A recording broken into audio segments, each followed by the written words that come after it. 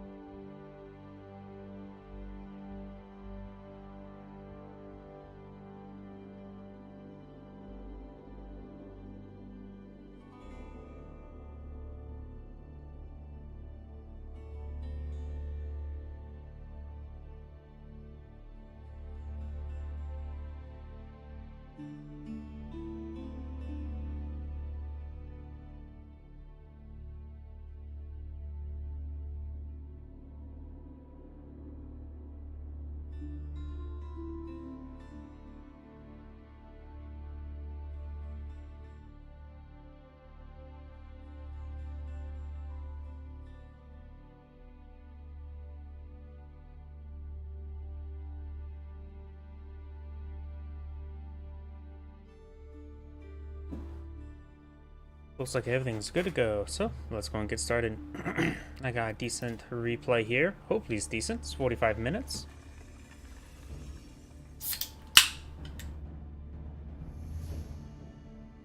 Close out of this. Yep, so everything's good.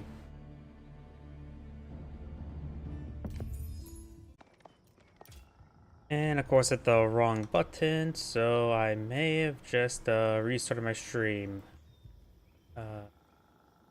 Oops. Please give a moment to make sure everything's set on up. I hit the wrong... Okay. Looks like tapping the end stream and restarting the stream may have broken everything.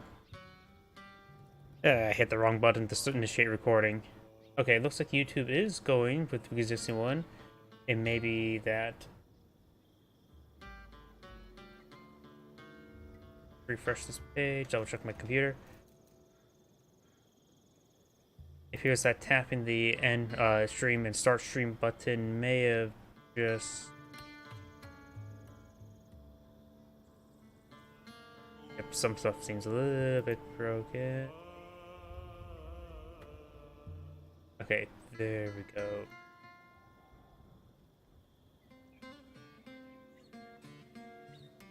Sorry. I accidentally hit the end stream button and then restarted it and caused a little bit of issue. So, I think everything's good now. Hope I hit the right button this time. Greetings everyone, and Great here with another Age of Empires 4 replay. Spawn top side as the Red Abbasid Dynasty, we have Rise. Spawn south side as the Yellow Ottomans, we have Beastie. We do have, of course, berries collected on in. Abbasid Dynasty does have improved berries, while the Ottomans do not. But we do have now a military school being built. Looks like he collected a round of stone, which is located right here. When it comes to map generation, I just noticed, look at Red's map side. We got both deer deposits next to each other. We got two berry deposits next to each other. This is jammed with a massive amount of food here. And maybe if the Ottoman player does spot all this stuff, I think the Abbasid Dynasty should eye for perhaps a second town center in this region. This seems like a great spot there. Is small gold deposits a little bit forward there, and two other gold deposits. Actually, more of a safe direction as well. You can just simply wall off this right here and click on some berries. And of course, both sides cannot collect a Pumbaa. When it comes to the Ottoman side of the map, pointing out berries is not super important. We got some deer over here next to a bit of stone. There's other deer deposit over here, also next to some stone.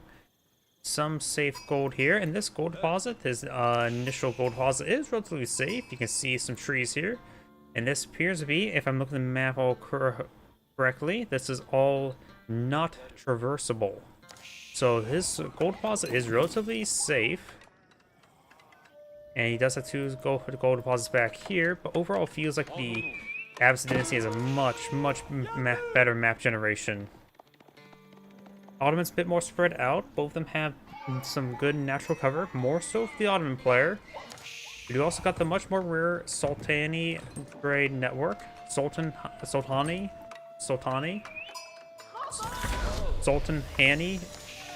grade network. I'm not sure how to pronounce any sort of thing in this game. We do have the stone being collected up now, so the Ottoman player is eyeing for perhaps a secondary town center. The Abbasid Dynasty does have 5 villagers on stone. He did age up with the military wing, getting a small defense force, which helped him engage these handful of initial spearmen. And he's pushing forward with an archer and 2 spearmen. His other archer is somewhere. I'm not sure where his other archer may be at. That's his scout. Does take some stabs there.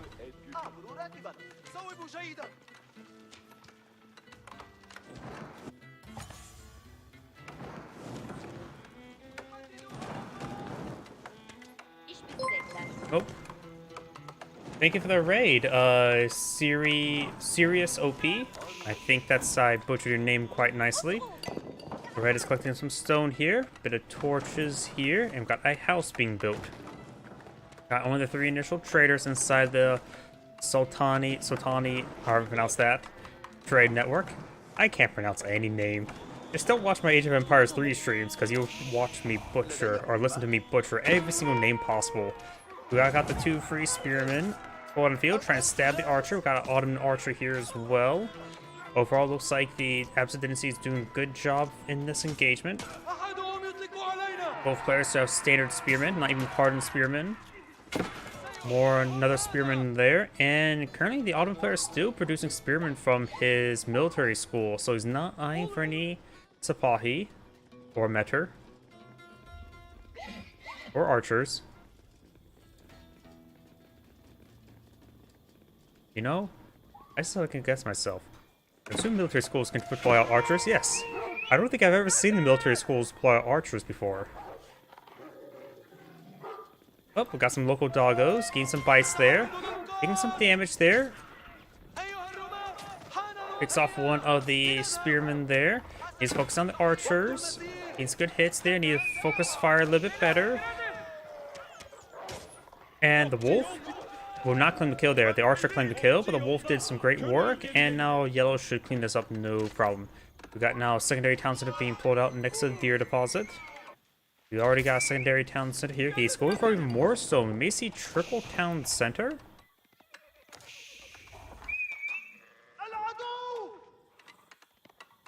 Scout moving around. We do have the... He does spot the town center. He will scare the deer a little bit. It's going to take time to pick off the deer so he doesn't get them too scared away. And, oh. Nice. Oh, no, he is not blocking the scaffolding. I thought he was blocking the scaffolding. Either way, this town center will go up pretty quickly. We've got a single spearman here. The villagers, of course, can shank him. Does kill some of the deer a bit farther away. Good little scare. Only one of the deer still remain, alive at least. We've got also Ottoman archer now engaging, getting some good hits on the villagers, and he should be able to garrison town center, no problem. X volley should kill off that spearman, yes it does. Scout moving around, clean some wood, berries almost there, cleaned on up. But as I mentioned beforehand, there's just a lot of food in this region.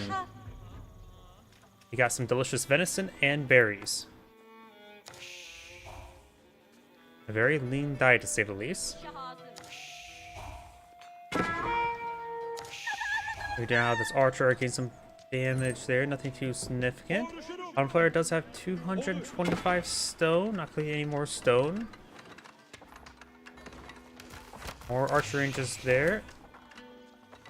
So far, the Abbasid Dynasty does have 3 town center, does have Golden Age Tier 1. So he's going to have some great villager production rate and collection rate. Right now, the Abstinency has a single villager advantage. Yellow has killed off one villager as well.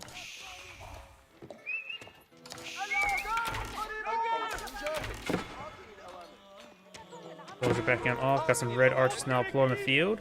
Scout over here. And the Ottoman player looks like starting to age on up. Has almost enough gold and has good food progress as well.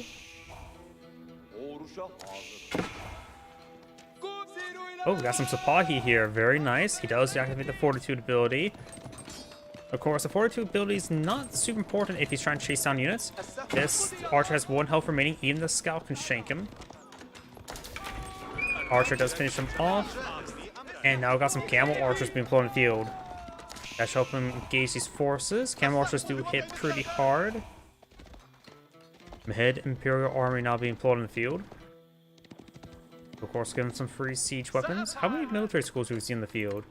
Just the 2 at the moment. And I just remembered something. Let's go ahead and back on out, switch the Ottoman player, and check on the Vizier. Antonian Hill's been selected. We also got some walls being built up here. A lot of natural cover there, going for these walls as well. Camel archers are advancing. Getting some damage there on the Sipahi. While the Sipahi will get the Camel Unease debuff, he will do bonus damage to them. Standing for a good amount of damage. Camel archers are pretty healthy as well at 140 health. But they're not exactly the most agile of beasts. It says they have the same movement speed as knights and scouts. I never feel like that's always the case. They always feel slower to me. Maybe it's their run animation. It could also be the fact that I think they have a little bit of a long wind-up time compared to other archer units, so that may be one of the reasons why I feel like they're slower. They feel sluggish. I just don't know how to explain it. The hidden Imperial army now deployed in the field. Blacksmith here. Another stable going on up.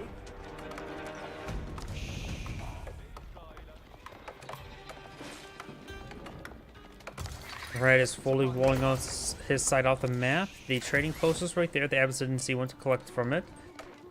The Ottoman player not eyeing to building more traders just yet. It could give you a little bit more economic benefits to get those traders building. Right now, each one provides, what, 72 divided by 3, so 36? No, 24. Yeah, 24. Which is less than a single villager and is a bit more expensive than a single villager. Quite a bit more expensive. I think as well, if I remember correctly, I think these 3 traders that come initially don't consume population space. I could be mistaken about that. And now it's 7610, unless it's counted up here. Spearman now getting some good hits there. Does get all the Sipahi. Camel archers pushing forward, putting some rounds in the Nectar. He does have increased attack speed right now. Camel archers don't have any inherent armor. So just like Megadai, archers are an excellent counter to them. Ultra Wing now being researched. He's got an eye for the preservation of knowledge. And then probably go for Economic Wing next rather than Trade Wing. As I mentioned beforehand, it's the trade post here. It's not full in the center, so it will greatly reduce your trade income. You could try establishing right there, and then you can cut the corner by cutting down the trees. That's one way to cut corners. I did not mean to make that joke. Either way, do now have a Lancer on the field, which is of course pretty heavy and healthy, but does get hit by the Camel Unease debuff, since it is a Lancer, not the Camel Lancer.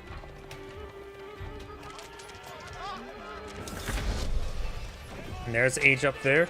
Abstinency's going for a good number of Gelons. Gelons are pretty nice. They always go for composite bowmen as well as some crossbowmen. Right now he only sees these archers. They are veteran archers at the moment. Takes out that Spearman. Metra keeping his distance.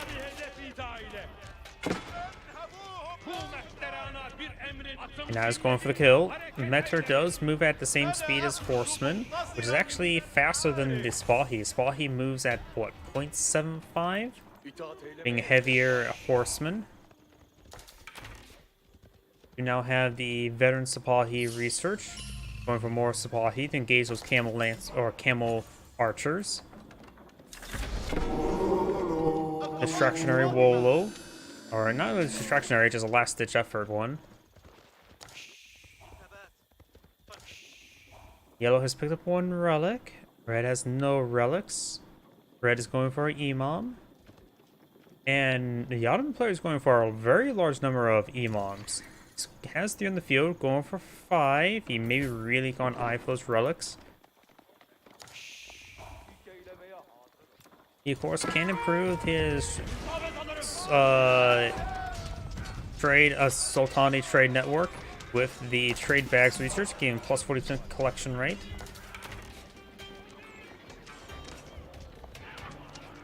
And he's going to slowly being picked on off there. Magano fires a volley, gets some decent damage.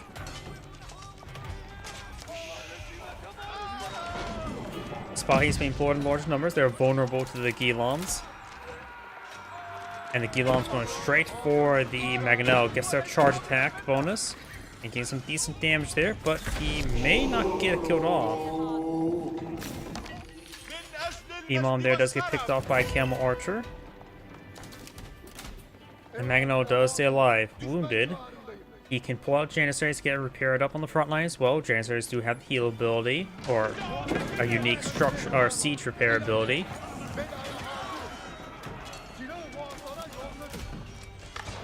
Magano rolls a miss there. Good dodge by Red. And there goes the Maganos. Gilam taking out these archers, and the rest of these forces trying to fall them back. Fighting against a good number of Gilams. Crossbows be a good counter. And as well as even high units of higher armor, such as his own man-at-arms and lancers. Gilans more rely on higher attack speed and have higher health with lower damage, so higher armored units are a bit more effective compared to other man-at-arms units. By pushing a bit too far forward, will be ripped apart here. Now textiles being reached by the Abbasid Dynasty player. Crossbones backing on off, put some bolts into the camel. Now it does increase attack speed here. And now the Abbasid Dynasty is going to mix in some composite bowmen. One of the best basic archers in the game, honestly. Composite bowmen just give him a nice amount of attack speed. Simple, but yet effective. Another Imam goes down, this time from the other player. Gilam's charging way forward, getting some damage. Gilam's charging way forward.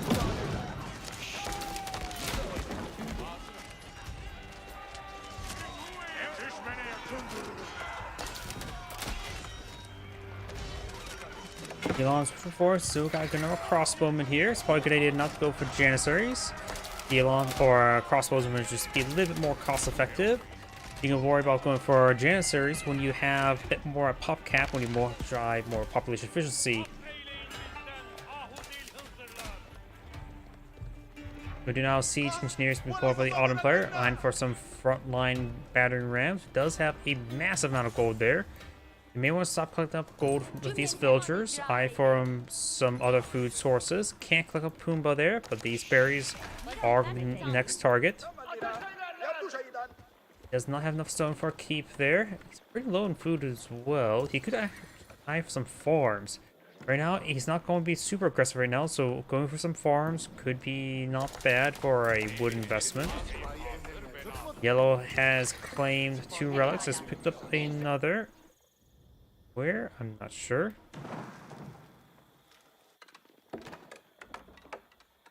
Right now, we got an army of 29 versus 34. Yellow does have a higher quality force thanks to his free mangonels.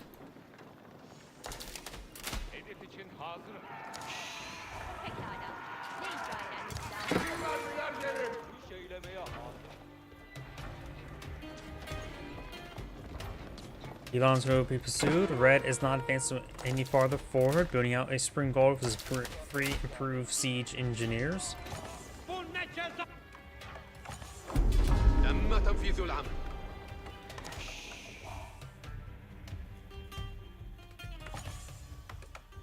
Final round of farms there. Still not fully gathered on up. Going for a large number of siege weapons now. He's going to counter out the crossbows of Maganos. Composite bones will be also effective in this situation as well.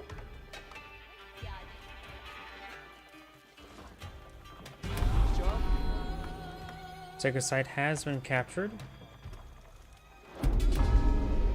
Now Red's making his way down south.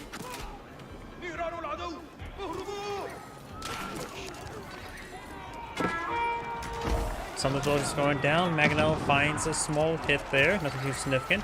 Springald finds a good hit there in return. Gets one more shot off before going down. Right now, Red has probably better composition for his army. Yellow may just need to get out some more Sipahi, so they will be debuffed by the Camel Archers.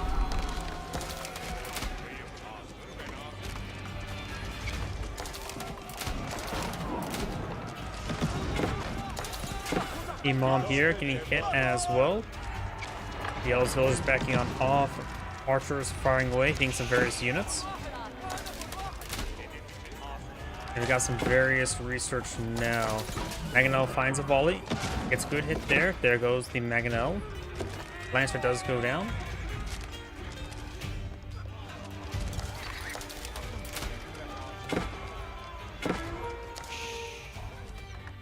Elam does go down.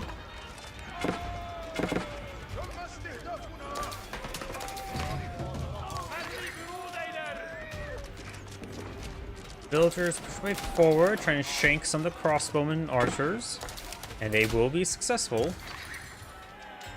When these villagers do go down over here, the fortified outpost has been cleaned on up, and Elam will be cleaned on off.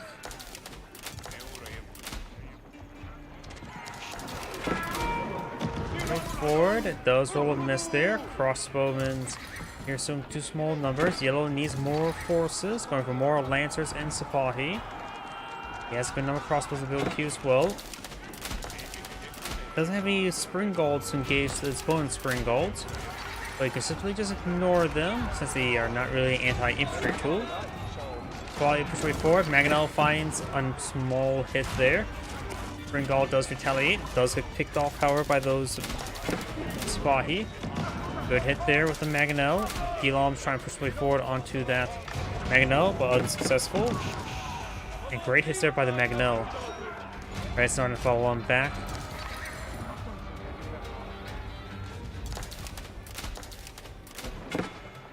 More Springalds being pulled in the back line. But give Yellow some breathing room, falls back even farther.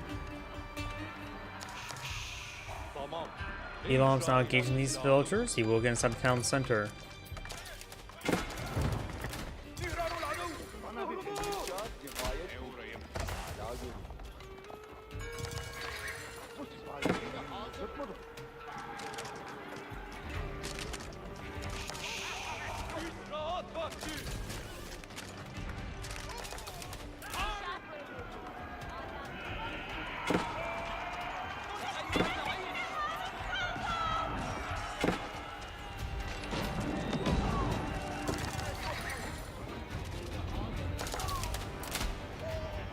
Elam's to take a bit of damage there. Lancer straight forward. Mangonel finds a miss there, and the Mangonel does go down. Sipahi now straight forward to hit the various backline units. He doesn't have to worry about focusing firing down those Springolds. After all, they did their job. Crossbows push right forward, take some damage on the various forces. And Sipahi will be cleaned on up, unable to secure a kill on those Springolds, except for one.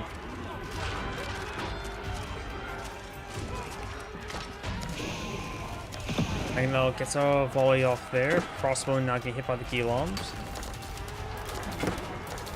Another hit there before, and does save the Springald.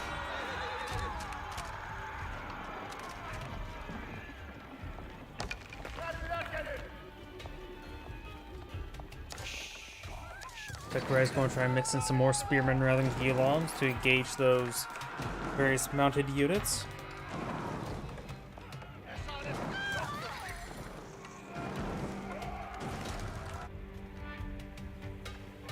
More siege weapons now going on up.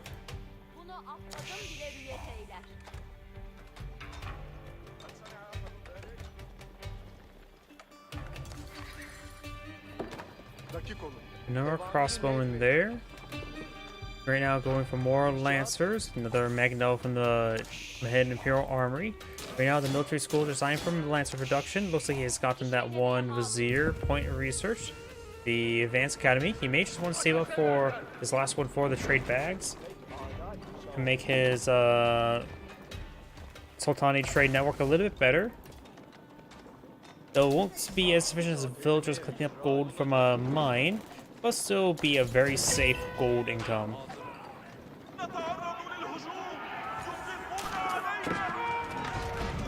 Magano finds a hit there.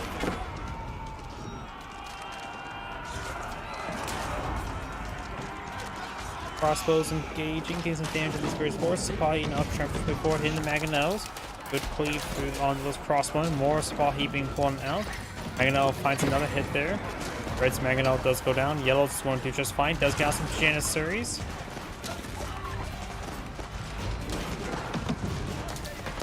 Janissaries getting some good damage. Sipahi backing on off.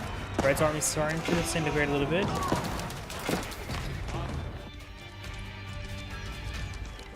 Gotta keep over here, firing away against the gate. And these Gilams are holding at the spot here, so they can't engage those archers or run them down.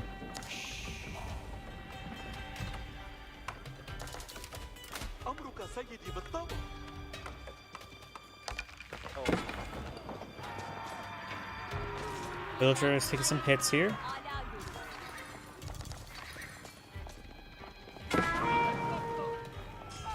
And the villagers are starting to go on down.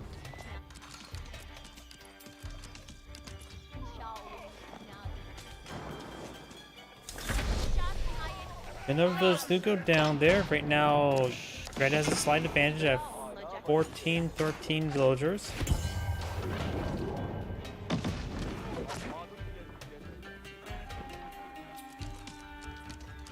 Of course, Abstinency has researched next age. I wasn't paying attention. We went for the economic wing as predicted. Istanbul Observatory now being deployed on L, which will give him better production auras from his blacksmiths and universities.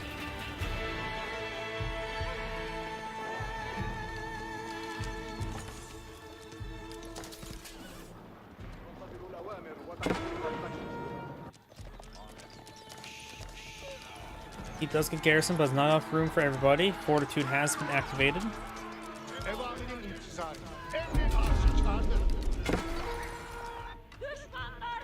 And now Yellow's eyeing for another keep over here, trying to clean up this gold deposit. Keep does get cancelled. It may lose all these villagers.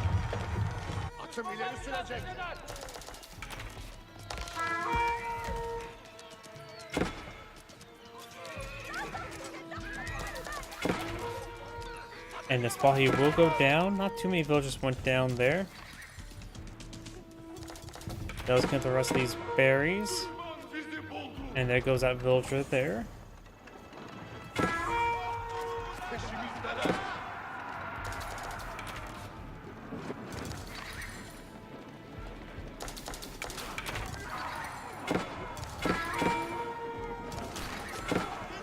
Springall placement firing away. Mangonel's backing on off, trying to find another opportunity to gauge. Sipahi push way forward. Their elite Sipahi. No elite Lancers just yet. Got a decent number of Janissaries in the field as well. Lancers now engages Springalls. He does take out all his opponent's siege weapons. Red's front line's starting to disintegrate, so is Yellow's. Well, we got archers and camel archers in the back line.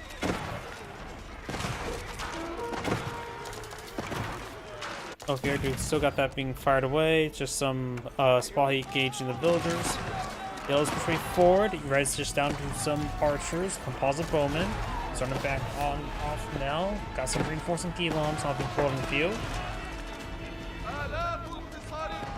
And Red will lose another spring gold. More Gilams and mana or spearmen pushing forward.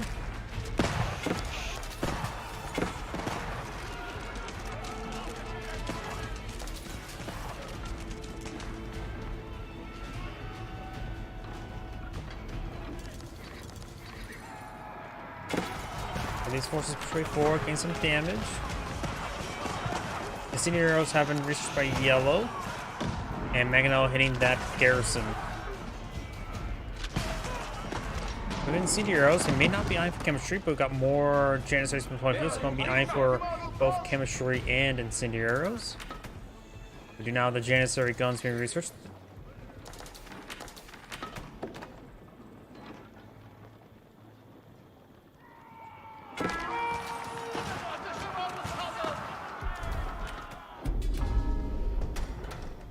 You now have the keep being built, being interrupted by the Mangonel. The keep will likely not get fully built, needs to cancel it now, or nope, he's going to continue building it. Gonna take some damage there. Mangonel finds some small hits there. Spring also get hit there on the Mangonel. Now that's why you try and engage these siege weapons. Villagers are starting to get hacked apart there.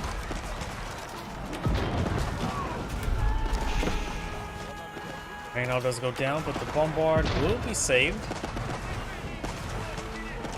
More villagers being brought on the front line to get this keep built.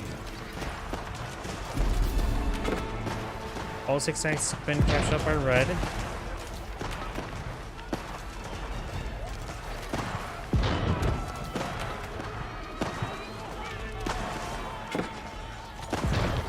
Get some good damage there. Meteors are going down. Does focus on the Bombard.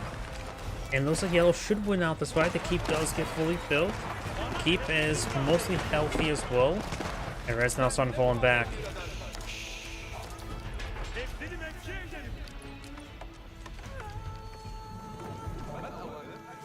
There's House of Wisdom. Just Golden Age Tier 2 at the moment. Needs 5 more structure for Golden Age Tier 3. Got these forces pushing forward, gain some damage onto that gate. And we'll start slowly forcing it down.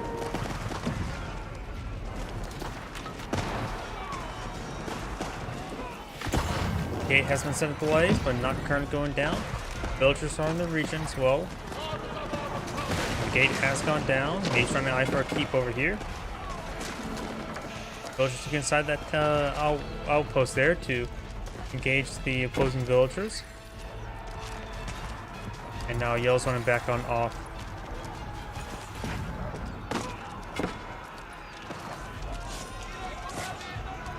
Elons and Spearmen push their way forward. Do have now another Great Bombard, or a Great Bombard is now full in the field. Finds a good round on that outpost. And there's a Great Bombard in place in that keep now as well.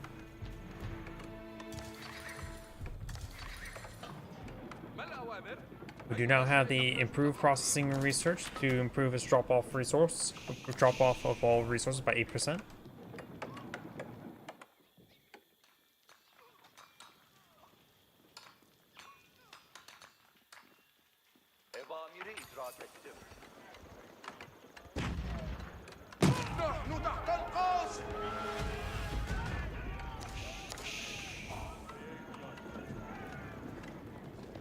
Sükût edin, atım ileri sürecek. Great Bombard does good in there. And the defensive Great Bombard placement got a good kill as well.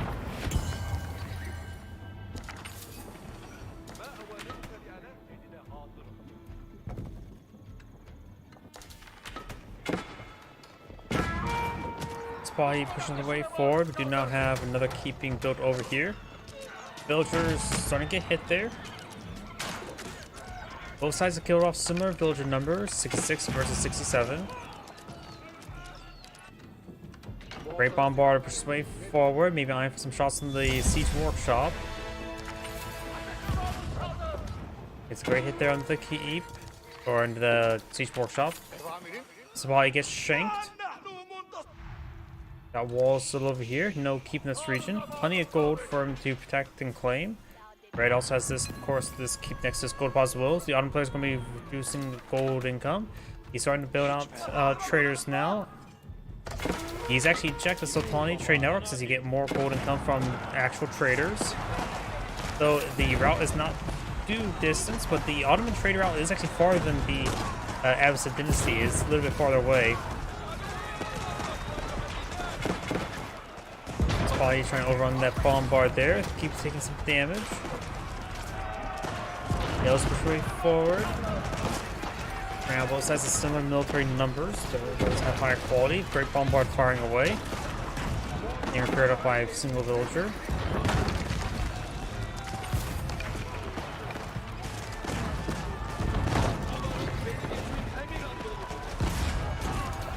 Red is surrounding while some of his own hand cannoneers, just the two on the field right here.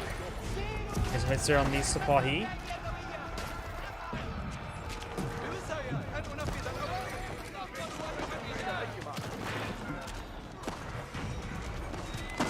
Good hits there.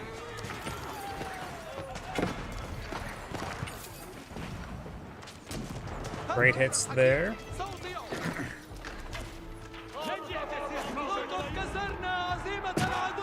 Good hit. Gold deposit here almost cleaned on up. Abstinency's collected some more gold. Do we see a trade bag research or a vizier? We do not, so he will not have this improved gold income. So you will have standard gold trade, which is not great. He always makes use of the Solomon Trade Network if he starts losing too many traders due to harassment.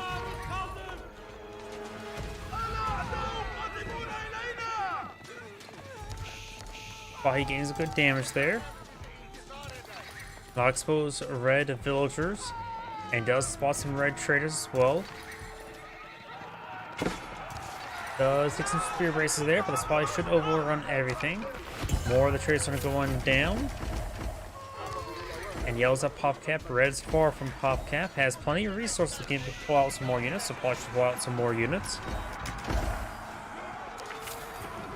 Both Gilams and Spearmen being useful against Sipahi.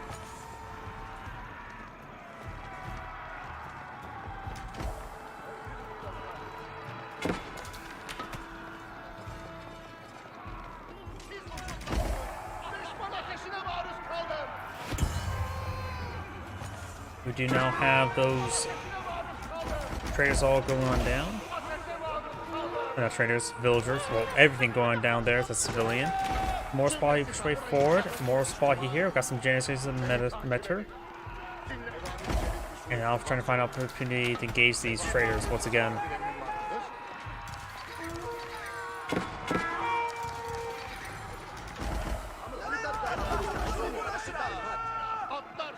I do now these Sipahi moving around. Got these Sipahi moving around as well.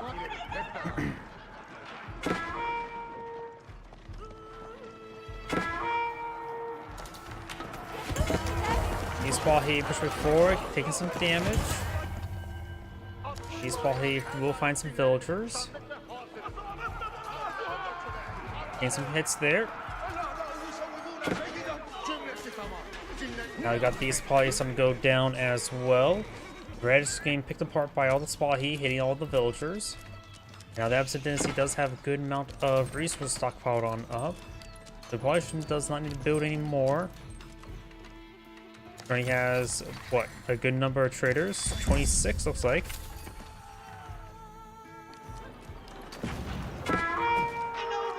Hand cannoneers push way forward. They have a bit more health than standard hand cannoneers. But they still take giant 600-pounder shots. Now trying to displace these villagers. Villagers you can start to keep. Also for a couple of them, they drew the short straw.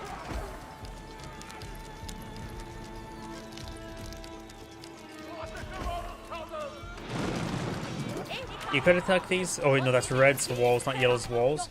I say if there were yellow's walls, he could attack them and throw them on top of the walls themselves. Because all the villagers start to torch down some other infrastructure. Outpost does go down there.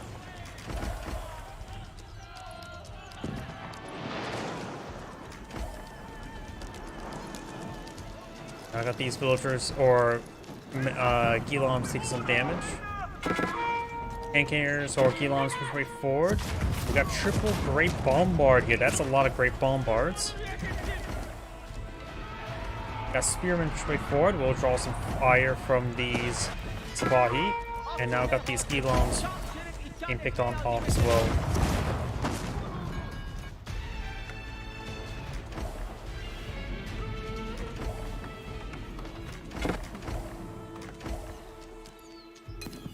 All those forces do get cleaned on up.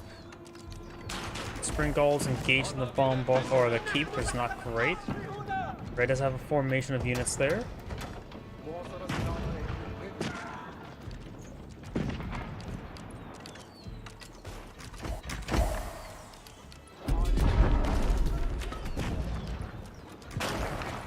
Great Bombard placement hitting the regular Bombard. Has 50 range armor, while the Great Bombard placement does have 103 range damage. So it takes about 53 damage per shot. So we'll 6-shot the Great Bombard. Do now these Spearmen push way forward, engaging some good damage there on the Sipahi. Great Bombard's picking off his opponent's siege weapons. One Great Bombard does go down. They still have a fraction of health remaining, so they don't get equally killed on off.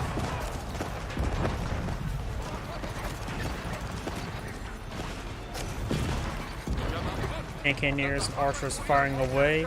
Great Bombard now getting hit.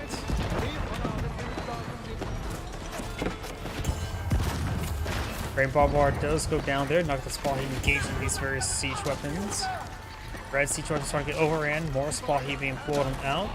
Archers and Cannoneers are starting to get overran by all of these Sipahi. Need some more Spearmen. Right now, the Ottoman players having trouble remaxing. Looks like just going for mass Sipahi. They need to get out some more stables. The Abbasid player has a good number of archers and Elams on the field, but needs more Spearmen. Elams would do just fine against Sipahi, but Spearmen would be more ideal.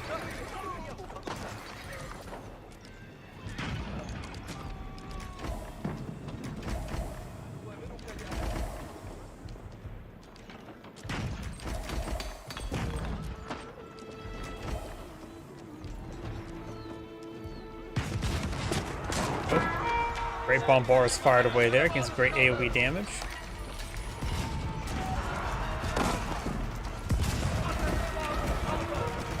Elam's Spearman push way forward. He does have chemistry.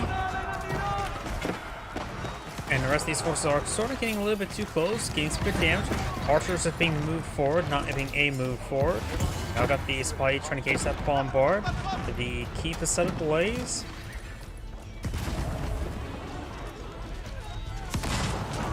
Some of these Gilongs gonna go on down. Keep taking some damage.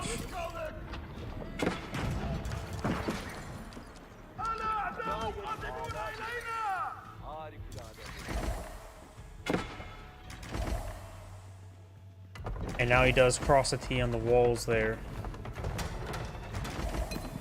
Start clanking up the rest of this gold. Right now we do have 37 traders active versus 37. The amount of gold income from both sides.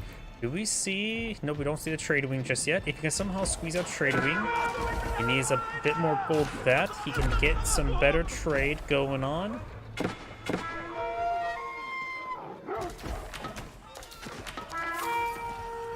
While he does take out or get taken out, more Sipahi engages some of these traders.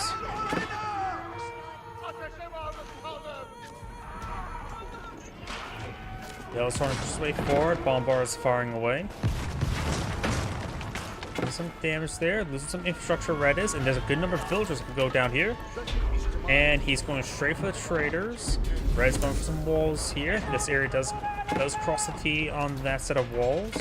And we do have the Imam trying to decapture the sacred site.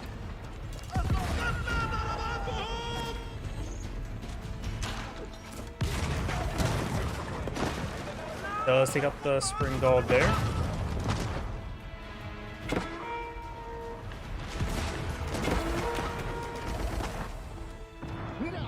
Sipahi engaged in some of these traders.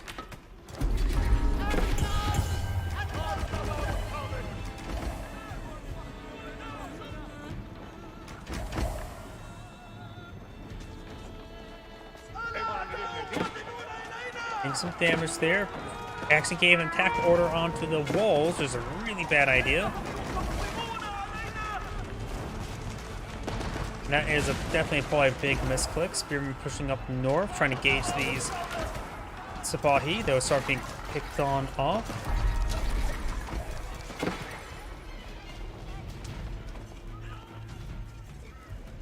Raiders moving around.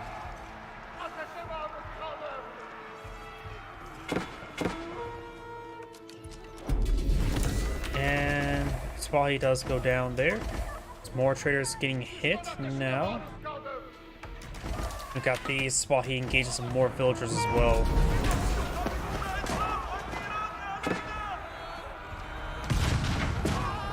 Take some hits there.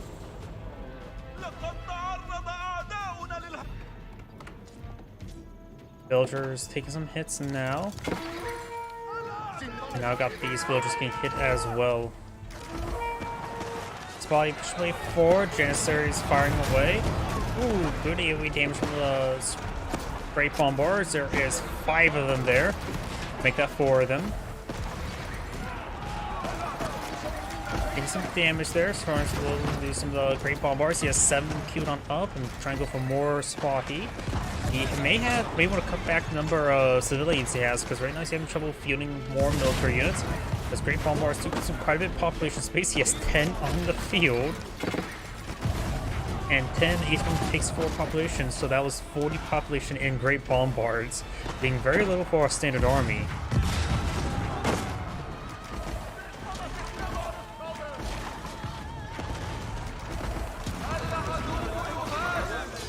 And Red does back the game now. It's Angrade saying, thank you for watching, and on to the next replay.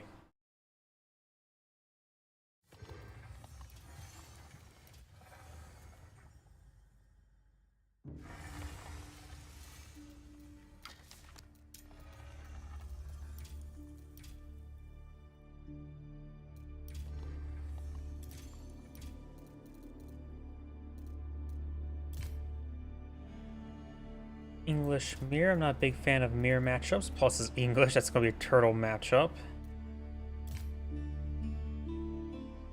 Again, another mirror matchup. Let's not do that. A little bit too short.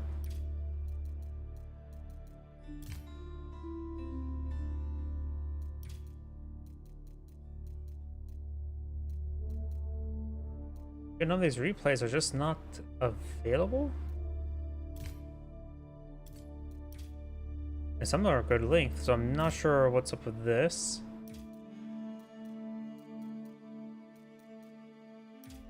Nope, either way, I guess I have to go on another player. Or another game. I can't speak today, can I? Ugh. Didn't get much sleep last night. Been having trouble getting sleep lately.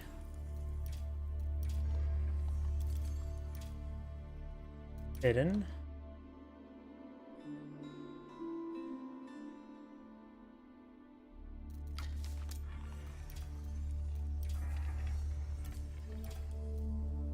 Here we go. Way too short. Here we go.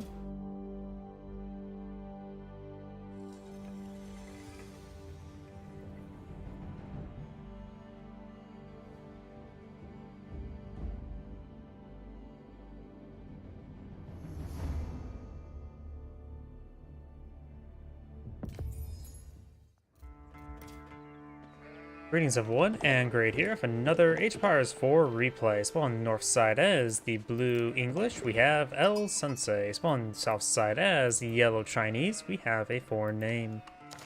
A mill being probably improperly placed, unless he really wants to improve, get the tax income quickly.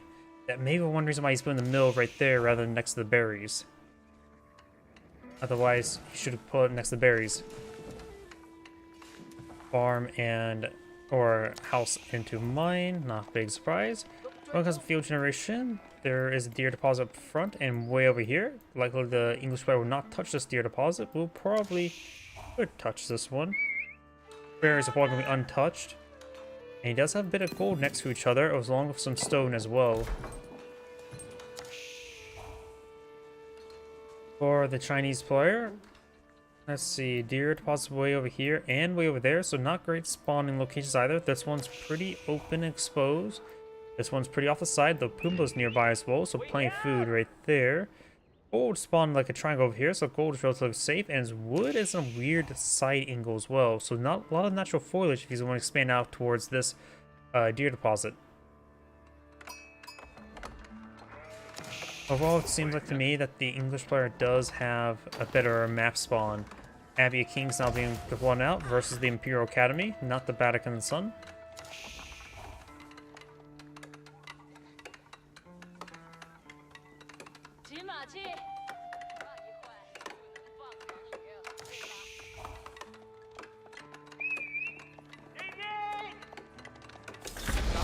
漂亮！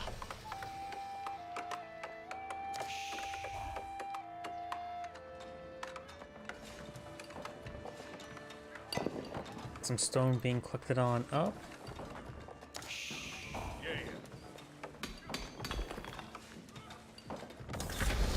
And there's Abbey. King's now upon field. The first king being pulled out.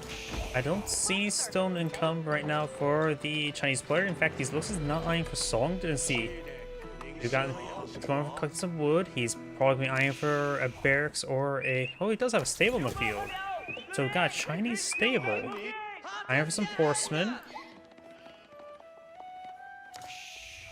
King's make his way down south. The king is pretty healthy, but his attack speed is slow and okay. He only has okay DPS due to his slower attack speed, even slower than a horseman. But these 3 horsemen should be able to deal with the king no problem. Additionally, the king does move slightly faster than a normal knight, but does move slower than the horseman.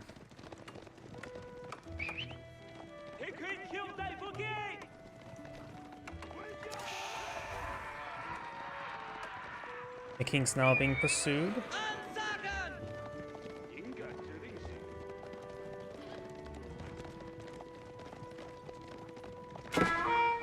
Take a bit of damage there on the scout now. The scout is going to go down.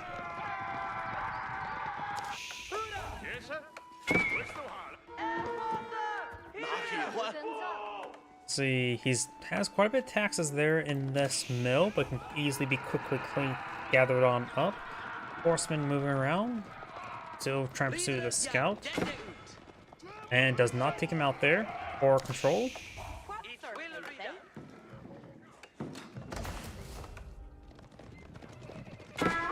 And does regenerate enough health to stand another shot there, and does go down. So will the local doggo. Horseman and scout moving around.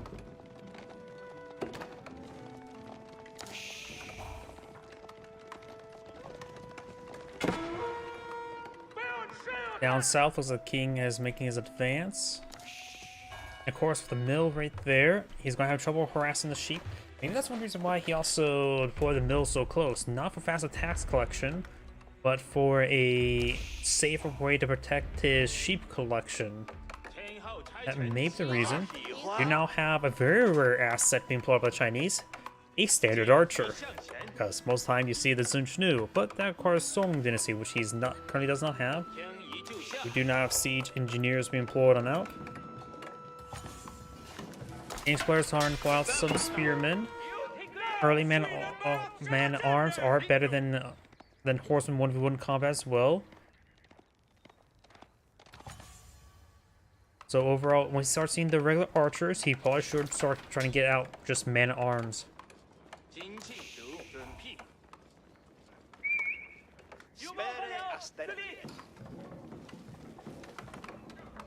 We do now have a mill being pulled on the field and some farms. He is actually taking time to collect the berries.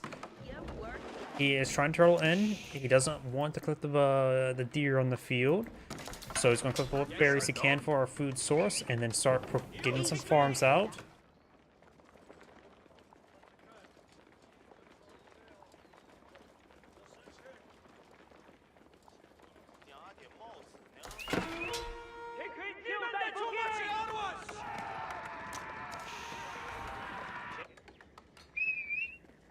Now got some battery rams being pulled on the field.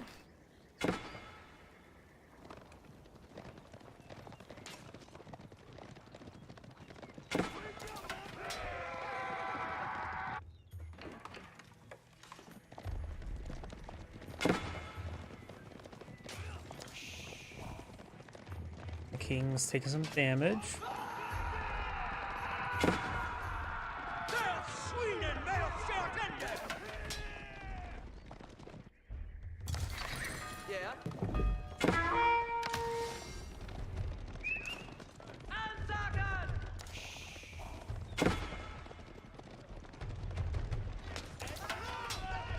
Spearman does get a good hit there on those horsemen, and one of the horsemen do go down.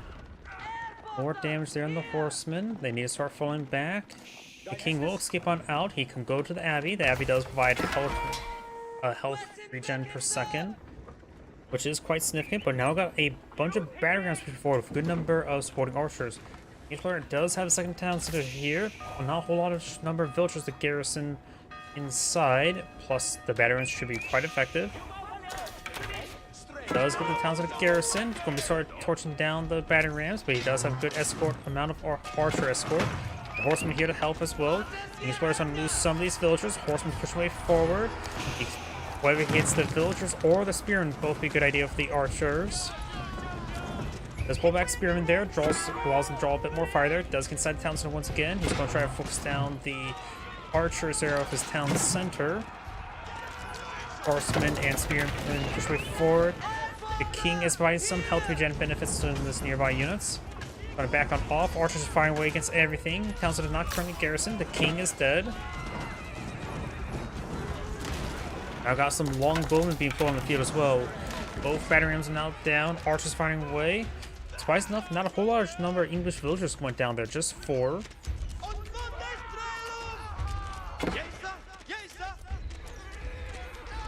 And the spearmen do all go down.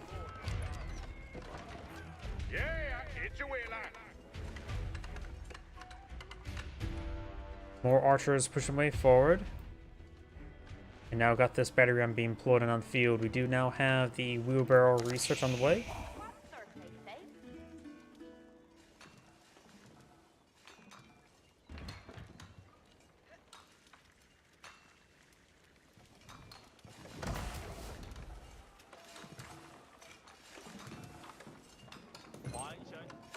More farms going on up. Another battery ram being built. Right now, blue does have a higher destroy value, but it's quite similar. And the secondary town center has been largely been nullified. The villager count has been called.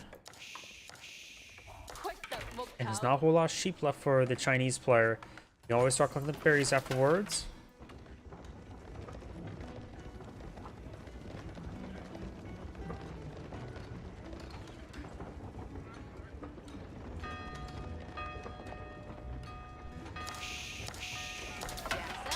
Battery rams starting to push their way forward, get a bit of damage there onto the longbowman.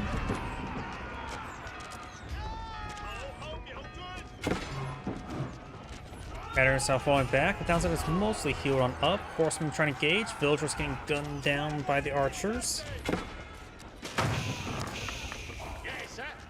Horsemen getting some various damage as well. More Chinese archers push forward. None of the Chinese archers have gone down from the longbowman and from the town center. Horsemen now engaging the longbowman. Chinese player does have +1 range armor and damage, while English player just got +1 damage, now and finishing off his +1 armor as well.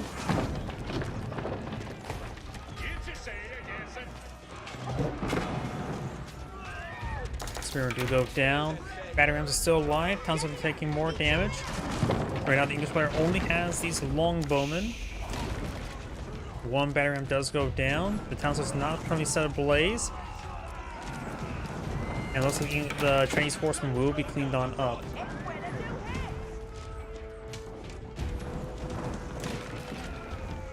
Battery ram's now down. The horsemen are falling on back.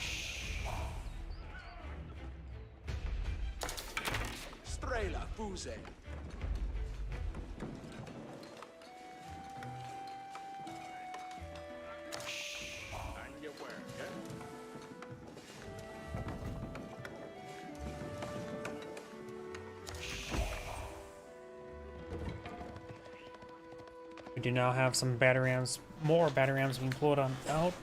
You have 6 horsemen on the field for the Chinese player and 13 archers. That game went overall better for the English player. Only losing a handful of villagers though. The numbers are still slightly in favor of the English player. The English player is currently just building a longbowman for defense. A handful of man-arms would not hurt him.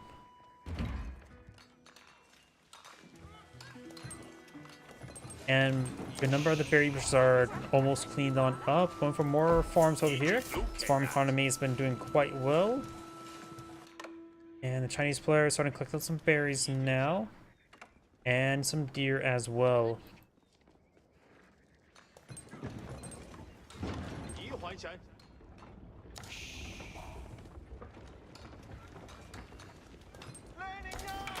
Strelbord, Jarl.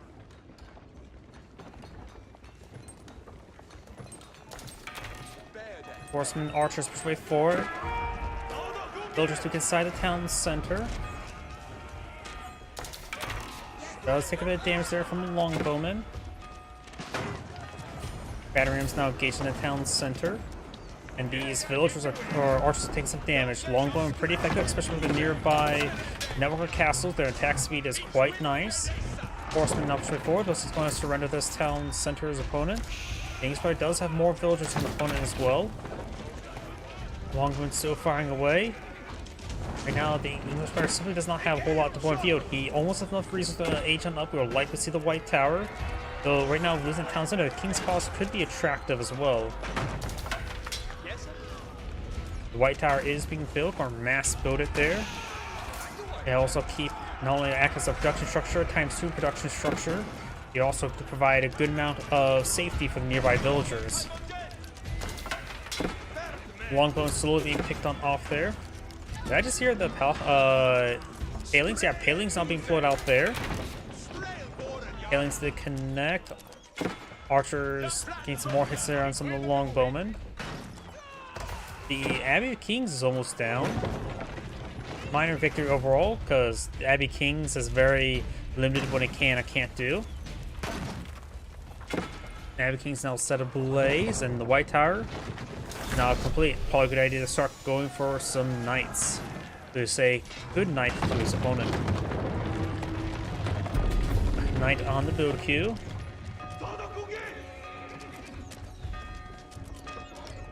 That horseman does go down.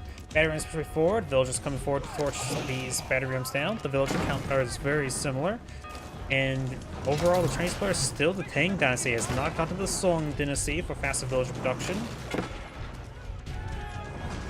Knights being pulled on the field, taking a bit of damage there. They have 5 range armor. These archers have 6 damage, so they deal 1 damage to them.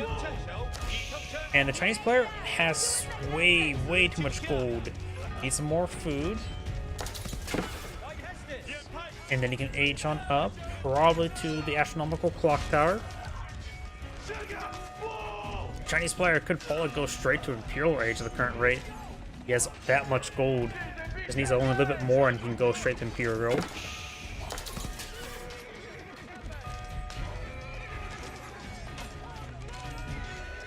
Knights charging way on in. Astronomical clock tower being built now.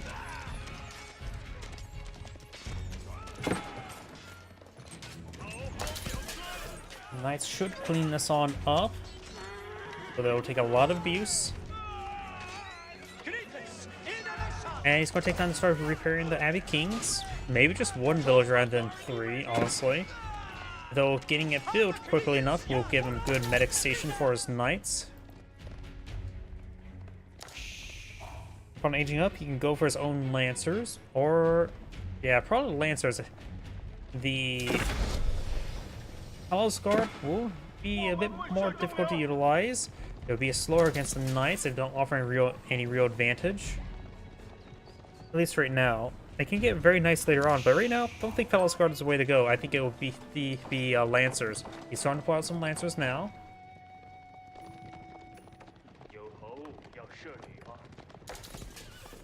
Blue's now making his way down south.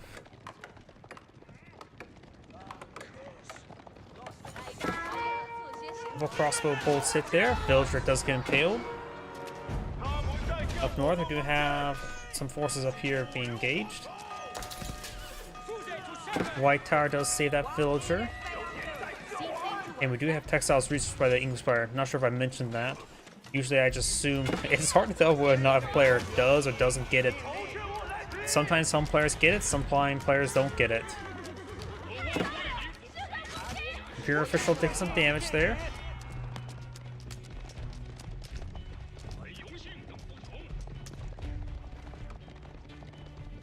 And now got these knights falling on back. Horsemen engaging, get some good hits there. And the knights are almost dead.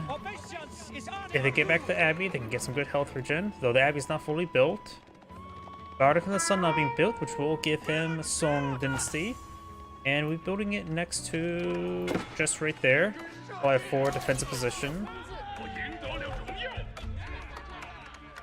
Looking at these berries, not a high priority, nor really the stone. There's plenty of stone back here that's much safer.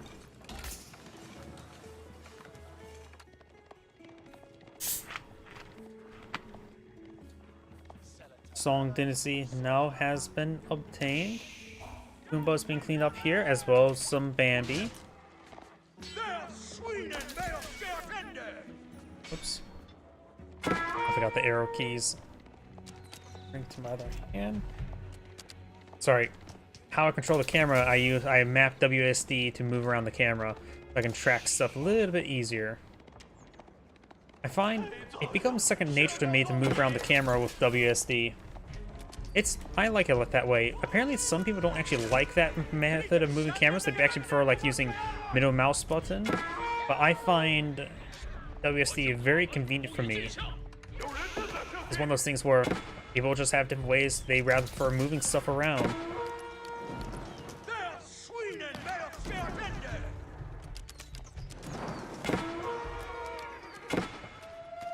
Crossbows engaging some villagers. Knights and lancers now engaging. The king, long live the king. He's no longer dead.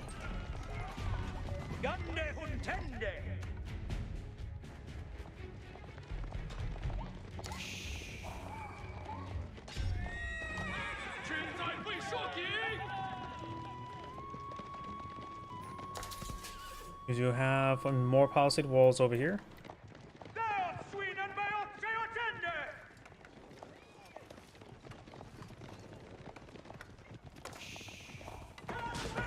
Villagers getting impaled.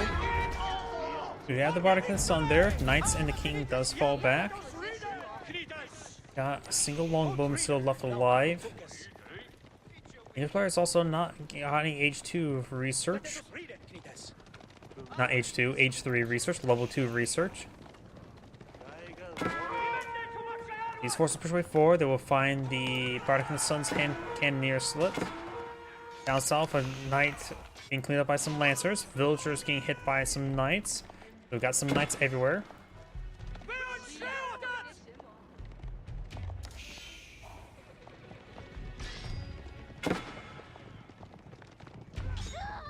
Does it cleaned up there?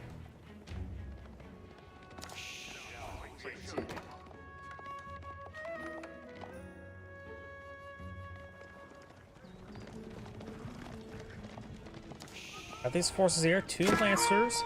The knight crossbows could take some hits, but they're hitting the knights pretty hard as well. Now got these forces falling back. The king can offer some health benefits to his men. Get them healed on up. Knight does go down. More of the Chinese villagers have gone down. With Song Dynasty, he will start slowly recovering. He does also have 2 town centers. The English player has rebuilt second town center, so overall the Chinese player has pretty much another 50% town center queue, extra 50%, 2.5 villager queue versus just 2. Berkshire Castle now being employed in the field, and a defensive location will help cover these gold deposits in the center of the map. Nothing too aggressive. There's large gold deposits way over here, and or over here. We got some granaries here.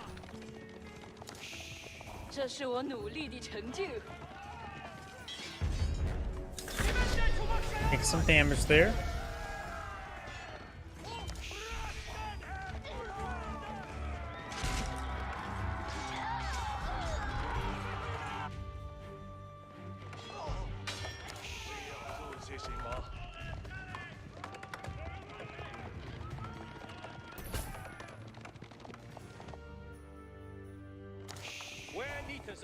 Knights moving around.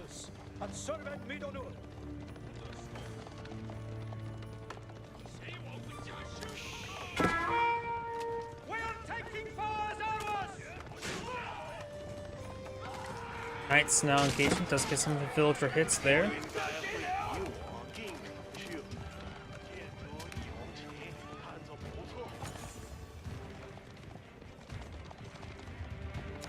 More knights are being pulled on out. Berkshire Castle now pulled out here. We've got the enclosure research now on the way. No Imperial Palace, nor any Age 4 landmark for the Chinese player just yet. Great hits there on the king. The king will probably go dead. Yep, the king is dead. And do now have a monk being employed on the field, eyeing for some relics.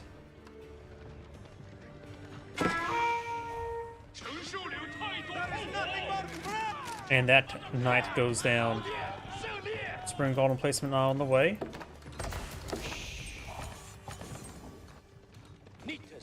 Knights pushing their way forward.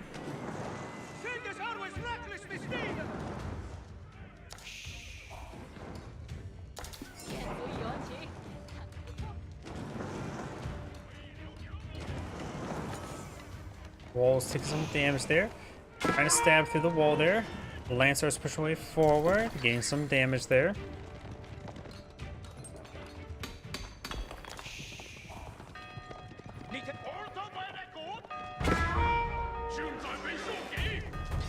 Lancers will be picked on off. Berkshire Castle providing some fire support. These forces are moving around. Right now, the Chinese player does have an army of 32. The English player has an army of 10, going for a good number of horsemen to engage those crossbowmen. Biology now being researched as well.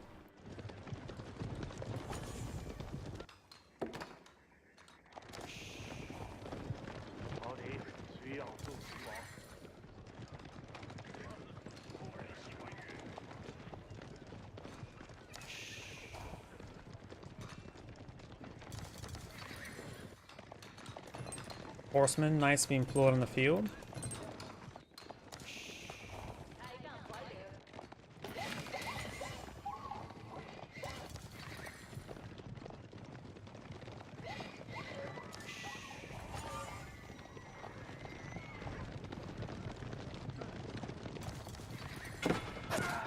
Spring golden placement firing away, getting some damage.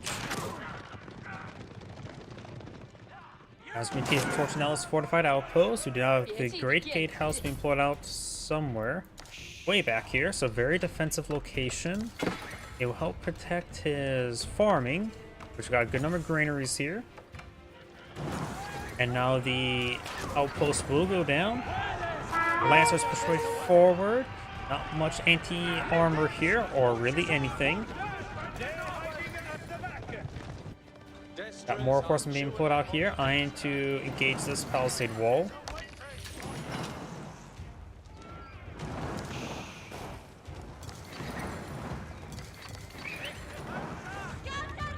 And now the wall trying to be saved. This villager is screaming and running around in circles because there's a fire. Natural thing to do when there's a fire in front of you. And good number of those villagers are going down there. Imperial Age now complete for the Chinese player.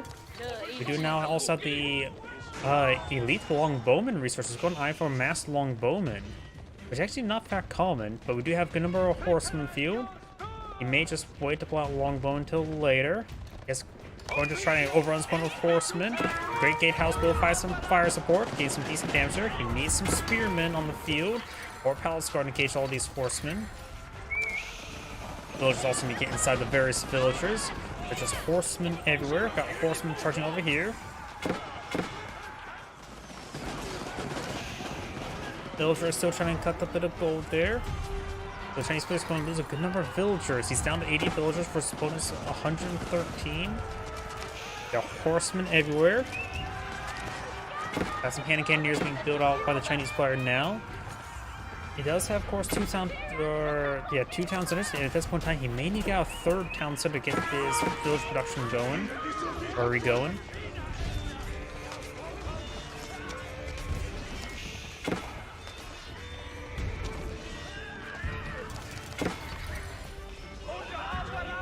And all those horsemen do go down. Crossbowmen and some hand cannoneers firing away. Let's go and try to go for hand cannoneers. You probably rely on very good pyrotechnics, but it's down to 61 villagers. That is not good.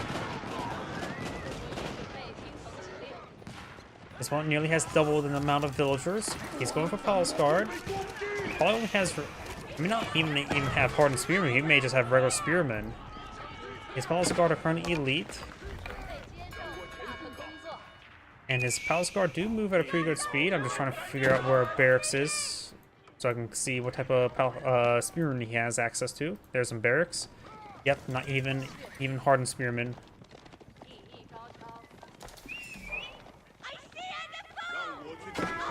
Palace Guard charging way forward, getting some damage on these horsemen. Lancer is pushed way forward now.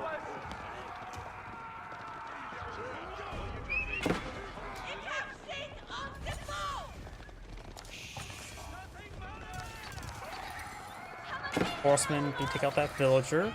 Villagers making their way down here.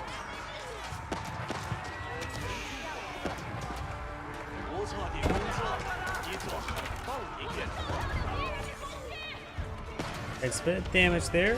Got these forces pushing way forward. And those horsemen all get cleaned on up. 67 villagers. The English player probably does not have any more villager production. Actually, still has some villager production.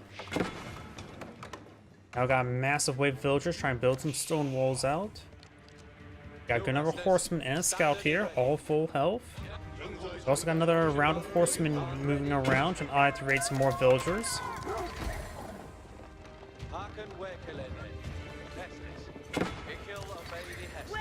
We're taking out some more of these villagers now. Horsemen just being rallied right there.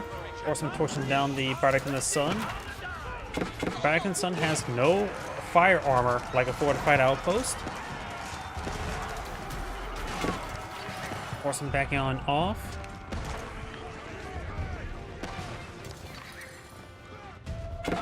More horsemen here. We do have now these guys still torching that down. The Chinese economy crippled. I don't think the Chinese player can withstand for much longer. He has half the economy, let alone the lack of research, and not the mill research or the mill bonus benefits and enclosures. The English economy is more than doubled. In fact, it's probably better to go to this mode. 3,000, 2,000 with 1,500. Yeah, that's not even 1,000. His economy is a third of his opponent.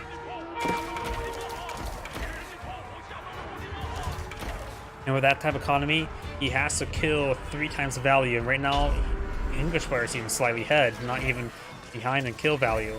Though this may change it. These guys are getting some great damage there. Got a good number of Palace Guard now being pulled on out.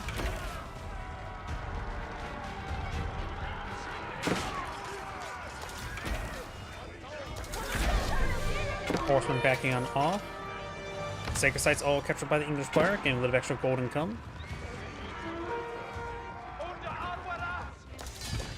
And the Chinese player does back out of the game. There's Angrade saying, thank you for watching, and on to the next replay. Before I get started on the next replay, I do need to use the restroom. Please give me one moment.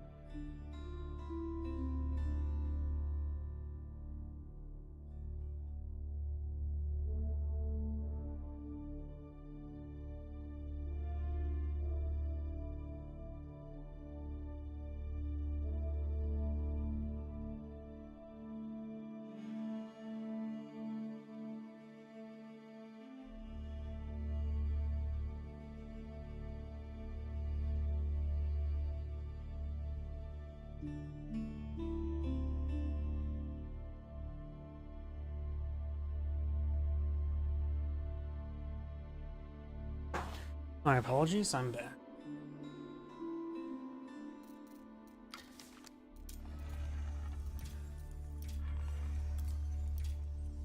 Let's see, there's a little bit more. Oh. Well, I was gonna say a little bit more downwards. Or maybe I'm just completely mistaken.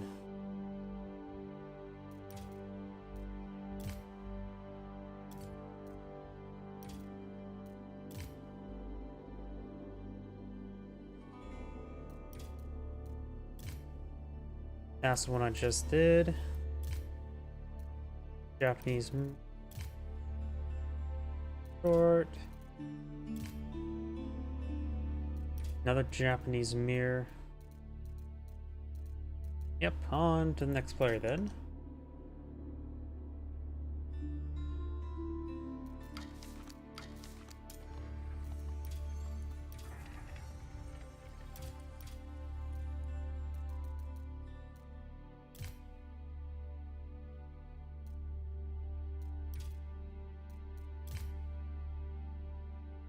Ooh. That. Let me get some extra caffeine so I can stay nice and awake. Get much sleep last night.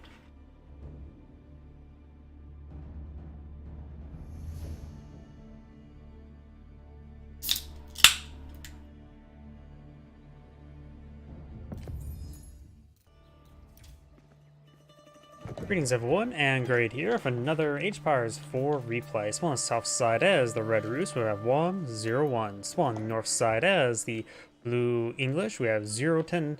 MYI Zeroton. Zeroton? Zeroton? I have no idea how to technically pronounce that.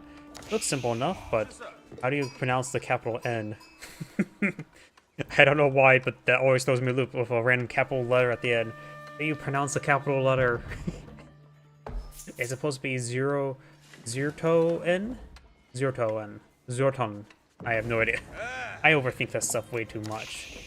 Either way, we do have a roost play on the field.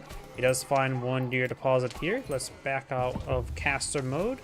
Keep an eye on trade bounties. Red is going for a second scout now.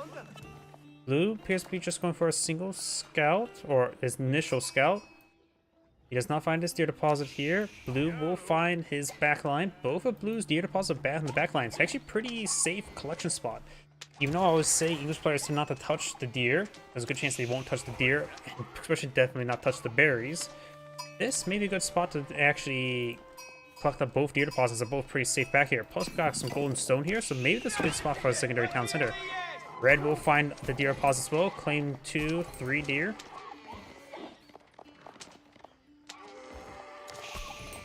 And Red, I think, claimed about 4 deer there, which is not bad.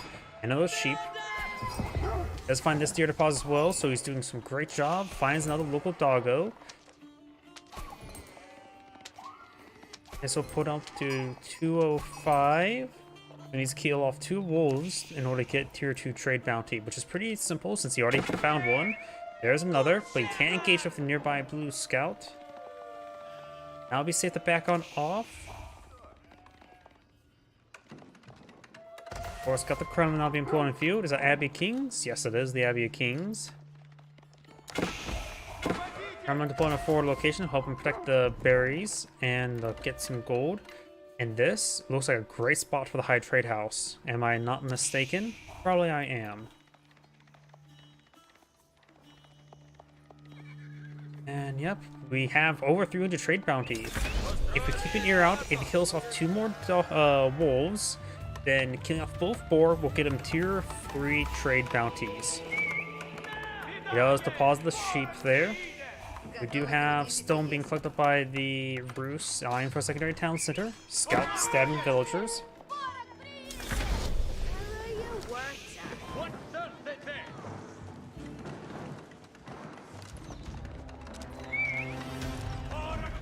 Scouts do take a bit of damage there.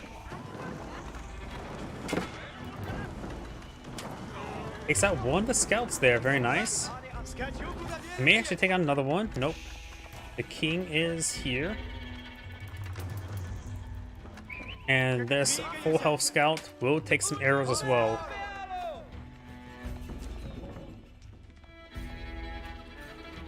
The red secondary town center being built next to this deer deposit. You'll be collecting up all those forest puppers. And blue will be eyeing the collectible gold deposit with that town center. Mill being deployed up between the two. Very nice. Nice safe location for a bit of farming. Wood being collected up back here.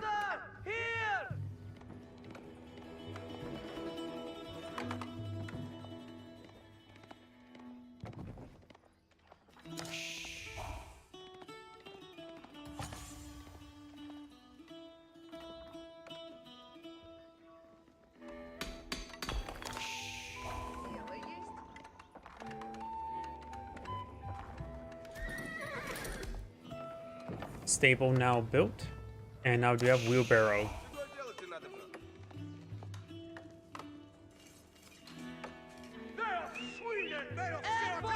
Oh, the king is here. The king does have only 2 range armor. He did peel off one of the villagers to take the charge hit. The king is taking some damage. He does escape out of there. He can make his way back to the Abbey, and the Abbey will provide him 6 health regen per second when out of combat. Gold deposit being collected up. The Kremlin will provide some good protection, even though his natural gold deposit is actually right there. This is actually his expansion gold deposit. I'm pretty sure the scout only does 1 damage to the king. It's not like he's fighting against the Khan, but it also could help deny the health regen, so that's maybe why he's trying to shank him. Yeah, that's doing 1 damage. Red scout can take 1 more hit there. Knight advance way forward, and not so early knight.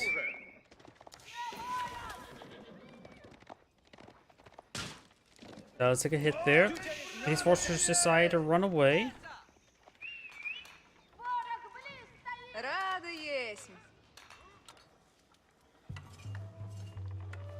You have the network of castles activated there. The scout poses an existential threat.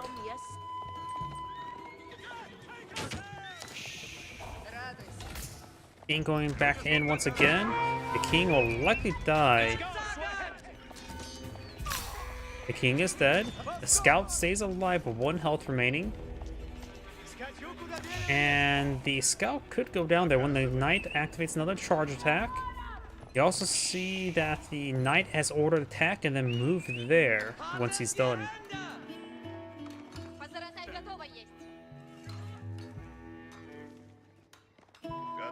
Alright, trade house. Oh, perfect. Just right where I thought he should. Maybe butting out a little bit more over here would be better, but that should be a great spot. That could... Let's see, he's at, what, tier 2 trade bounty? Hasn't touched any board. At tier 2 trade bounty, that thing may actually give him 200 gold per minute. It should be a very lucrative high trade house.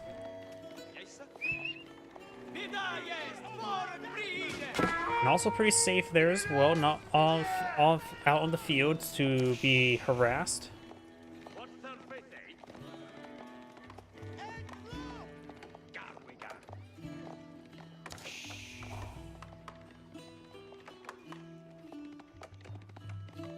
Deers are on the ground.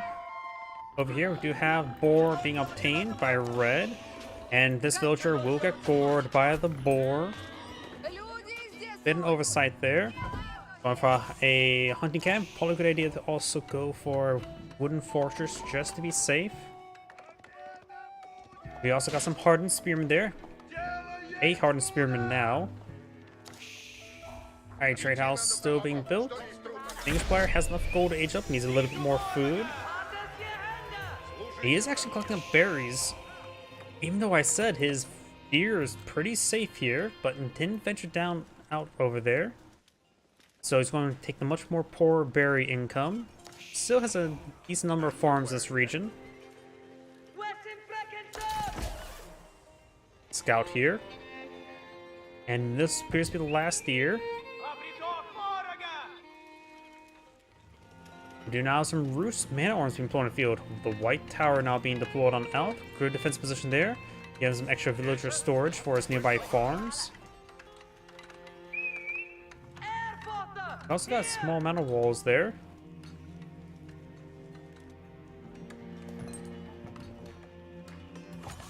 And also note the trade post here is all in the corner for the Roost player, while the English player is a little bit off to the side. The sheep claim that land. So if the English player wants good for trading economy, he will have to deploy over there. It's still a good idea for the English player to get a small number of traders in the very late game, since enclosures only can give him so much amount of gold income. It's not a full replacement, just a supplemental income, which is pretty good still. But at least maybe like 10 to 20 traders will give the English player plenty of gold to go to max out man-at-arms production. Speaking of man-at-arms, Roost man-at-arms stabbing some of these units. We got now the veteran spearman research, and long live the king. The king is no longer dead. Spearman charge away forward. Does take out that one spearman. The knights may want to be going around and be a bit more aggressive and trying to gauge the spearmen. The man-at-arms can slowly pick them off. The king is getting some damage on those man-at-arms.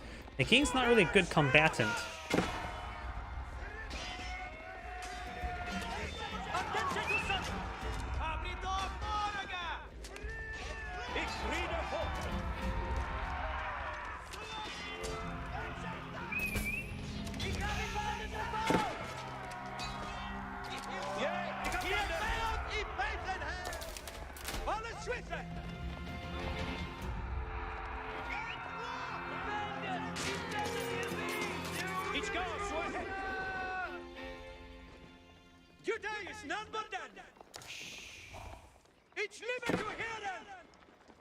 Are these forces moving down south? We do now have these guys taking a little bit of fire.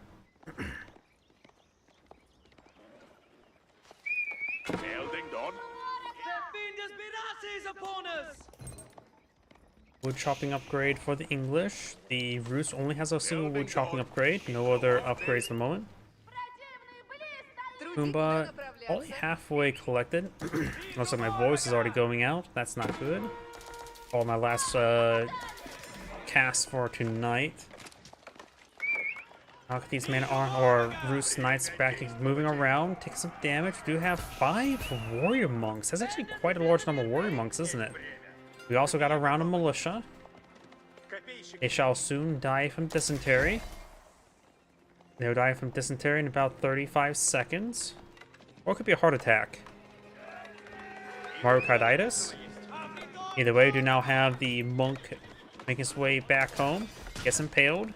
And the monk does drop the relic, but the relic is at a home. That family is going to get very rich now. Militia advance way forward. They will go down for 10 seconds. And the militia just getting ripped on out. Rip apart. And heart attack. They've been a bit more suicidal with the militia because they were going to die either way. Man-at-arms trying to gauge all the spearmen, but there's a good number of spearmen there. You always can go for blacksmith research to get them +1 damage so they can poke through the man-at-arms a little bit better. And vice versa, melee armor wouldn't be half bad. Right now the Rus player is going for range armor, which is not half bad either. This player is going for crossbowmen, spearmen. Which, I don't know why, that may suggest to me he's going to go to the Warrengard Palace. The Warrengard Palace does offer the Warrengard arm, which provides you crossbowmen, spearmen, and a free trebuchet. Or you can look as a trebuchet with a free 2 crossbowmen and 2 spearmen. It's really cost effective, that one. But it does take a bit of time to pull out. It's like a minute 15 build time. Of course, this could just be drawing conclusions to unrelated things. Down south, we do have the king engaging these villagers. We do have some militia here. Militia do have bonus damage versus cavalry, +10, so they're doing 20 damage per strike, minus the 3 on the armor. And the king is dead. Warrior monk pushed way forward. I think he's trying to grab this relic there. Red has claimed 3 relics. Blue has claimed 1 and picked up another somewhere. Where? I'm not sure at the moment. I'm trying to look at the mini-map. Oh, not there. Oh, there it is. The warrior monk does go down. Spearman heading down south. We do have these man-at-arms taking a bit of fire.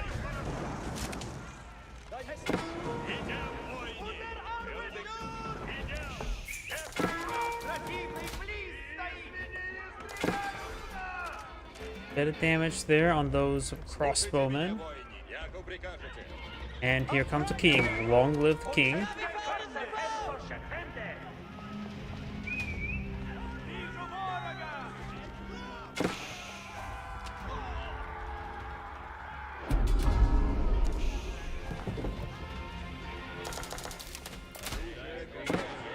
Oh, I think I heard some more units. Yep, more crossbow, more man-at-arms for the Rus. There's spearmen and crossbowmen for the English.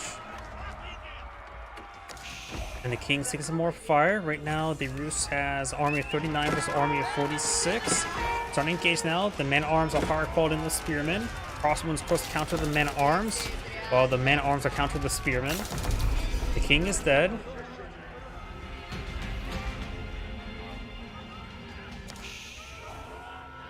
And now the English player is backing on off. Right now the army value is in favor of red because man-at-arms are higher quality than spearmen. You now have the early man-at-arms research. Various sacred sites being captured on up. We got X formation here. I don't know why. I recently just played through Homeworld, and the X formation is one of the formations, so I thought of that. I don't know why. Monk here. We got right now one sacred site captured from both players. The central one's being captured by red. Has been captured by red. And it will soon be decaptured by blue. And blue does have a monk here, so he can take time to catch it up for himself. 56 versus 52. Blue is continuing production of his crossbow and spearmen. And look at the Rus's resources. He's about ready to age on up. Okay, as well. Okay, I was off the guess. It's at 184, but once he gets the tier 3, the gold value from hunting cabins is much more great. Because right now, if you were to take that 184 divided by 25%, which is roughly what? Minus 40, roughly minus 40, so that'd be down to about 144, I'm guessing. And then times that by 65%, which is... Yep, I can't do that sort of math. That math is way too odd. That's going to be roughly additional... Half is 70, 80, let's call it 90. The 160, so it's going to be close to 250 gold per minute when he gets the trade bounty tier 3, if my math is incorrect. Spearman backing on off. We do have some infrastructure starting to go on down. Those Blues going to try to close out the game. Crossbow and push way forward. Do now have another Mangonel, or a Mangonel. We do also have 10 militia on the field. Here they come. That should be the last of his charges. Yep. This will give a good force for the Rus player to help win this engagement. The militia are too idle. They need to be aggressive, or they don't have much time before they die from a heart attack.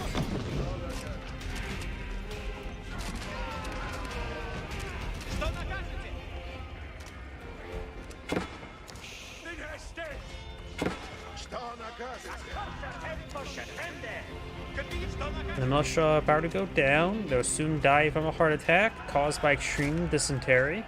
Let's go with that. Outpost taking some fire. And the militia getting some damage here. They will get some kills. High armory now being built, so got age 4 on the way for the Rus.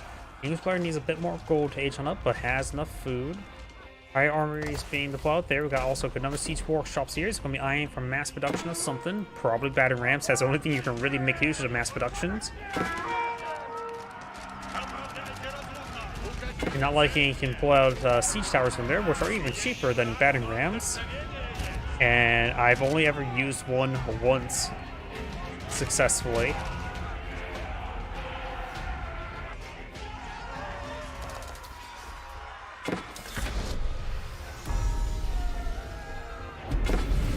Zigzag being captured.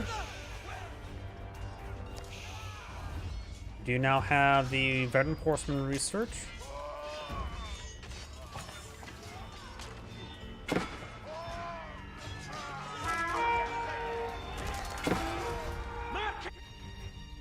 Outpost here. Upgrade of a Springgold. Oh, it is Warrenguard Palace, so I did guess correctly.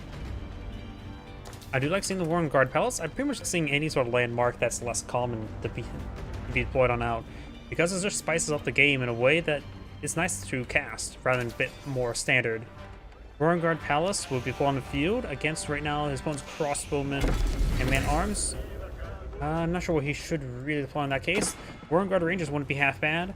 In fact, a common unit in the late game Army of the Rus is pretty much mass Streltsy with some horsemen to boot. After all, Streltsy are just very, very cost effective. Even though the Rus Knights are some of the best in the game, there's no real way that the Rus tend to really support its extra gold income, while the Streltsy is just not only they cost less gold, they cost less food and are just generally cheaper. While deploying out mass knights, it's a little bit more difficult for Rus. Rus, of course, get both Boyar's Fortitude and Knights Poleaxes, give them pretty strong and pretty durable knights. You're now the elite horsemen now on the way.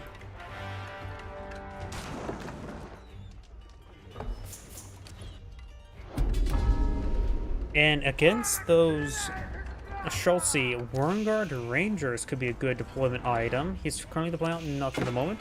Warengard Footmen do also do bonus damage with cavalry as well, so both are a good item against the Rus standard composition, late game composition.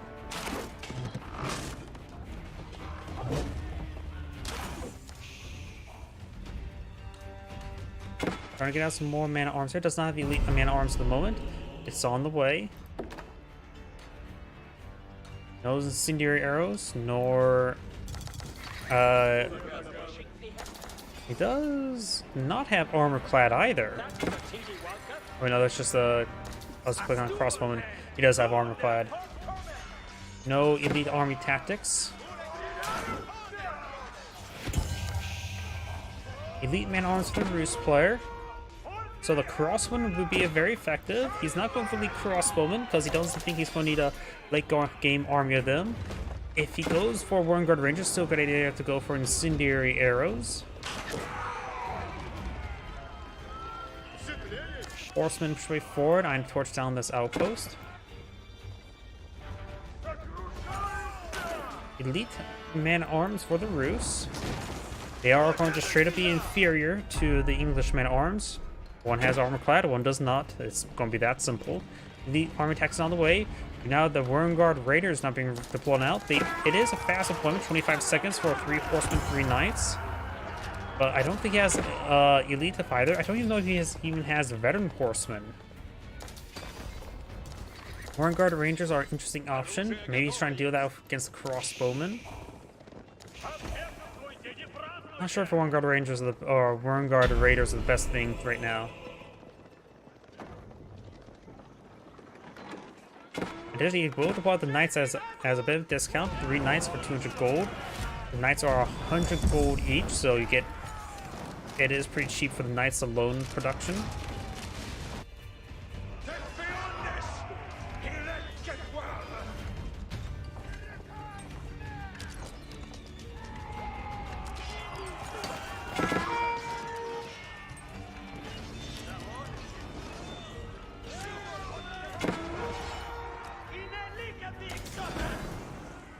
Walls now under fire. No chemistry just yet.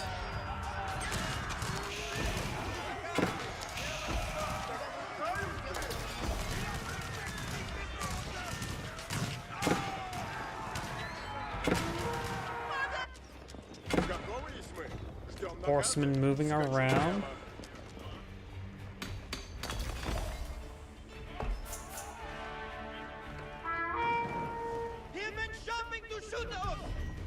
Villagers trying to build some more walls there. They will be interrupted.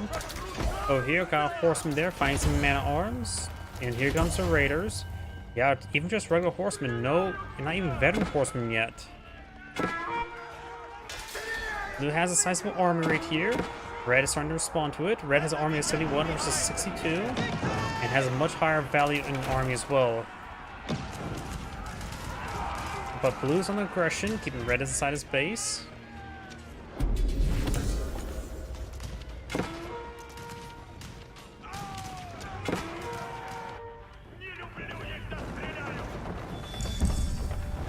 now have the walls going on up.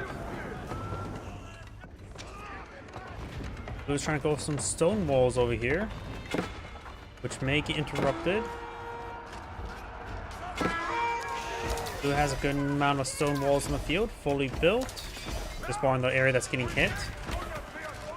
Villagers have gone down here. They both have similar villager counts still. And Chelsea now engaging these forces. They're starting to get entrenched. So they are starting to slightly move around.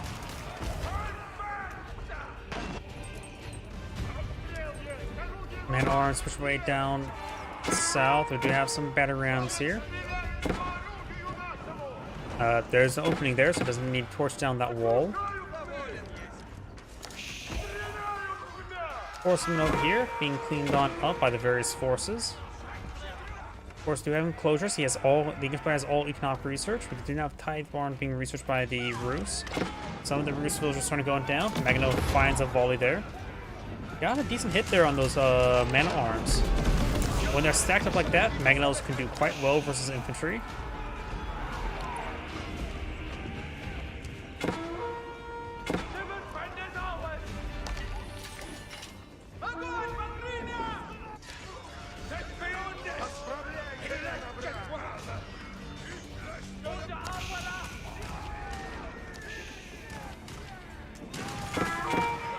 I'm making a volley there.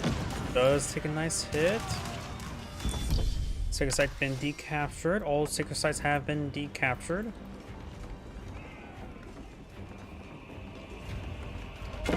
Red has a force here. All crossbowmen, so nothing to torch down the stuff. Yellow or blue just cleaned up all that gold there. There's a large gold deposit here, protected by a keep. Good idea to start collecting that gold. Save this one for later. It's not even safe behind its walls. Speaking about walls, these were never built. Man-at-arms pursuing the battering rams.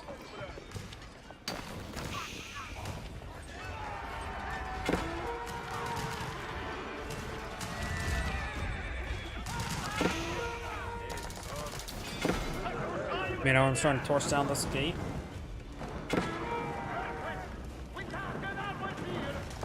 Hunting cabins right now providing 9 gold per minute.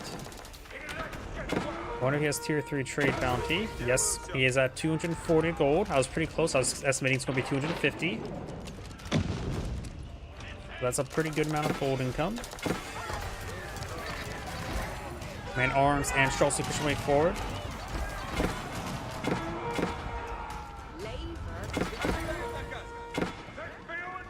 Villagers backing on off. We have these guys still trying to torch us down.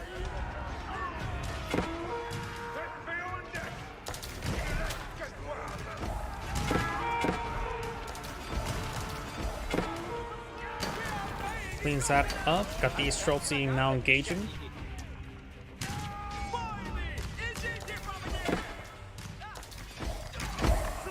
Does that down. All these villagers trying to get hit there, trying to go for some outposts. Man-at-arms here. Up here we do have stuff being cleaned on up. Warren Palace not deploying out any of the footmen or rangers. I also got a Rus keep over here with some hunting cabin next to some trees. Very nice. Which will give a nice bit of extra gold income. I wonder how many trees he's claimed. The high trade house does not count to that total.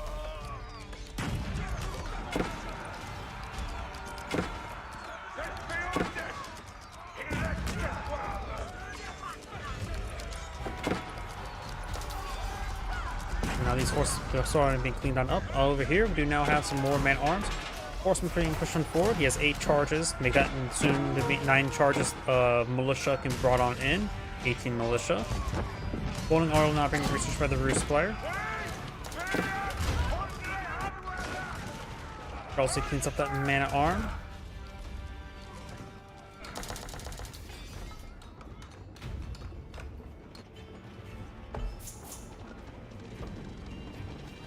Court architects now being researched in military academy for the Rus or for the English. Veteran horseman on the way. Right now it's just eyeing for mass man-at-arms. He still doesn't have maxed out units. He's going for mainly deploying out some horsemen. He has actually a massive amount of gold. He actually needs more food. He has a decent amount of wood. Still have, I would say, 14 villagers spawn an adequate number to maintain on trees. If he's not really eyeing to spend it all, wouldn't be half bad to get a nice little stockpile. And now the English players are eyeing for some hand cannoneers, so we're not going to see any Warren Guard Rangers.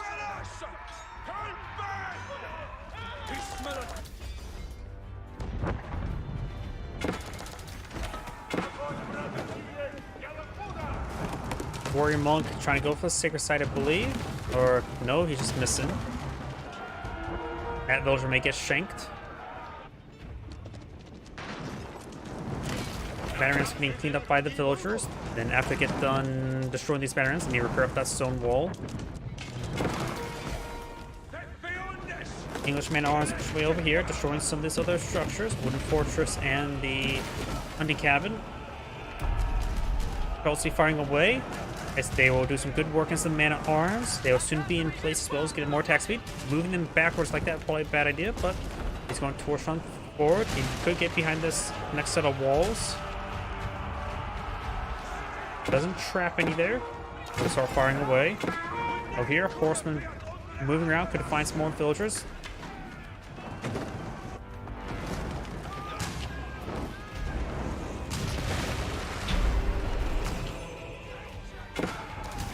Rossi still in picking off these guys. Need to back on off so they don't get sliced apart there.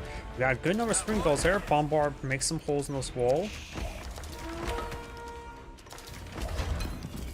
I got the gold vein being collected on up by the Roost player. This gold vein is being collected by the English. The English player does have good gold reserve. There's 46 villagers on food. And the English man-at-arms still pushing the way forward. We don't have chemistry just yet for the Streltsy. There's chemistry. I wonder what took him so long to get that. He had a massive resource, reserve of resources. He should have just got all the university tech.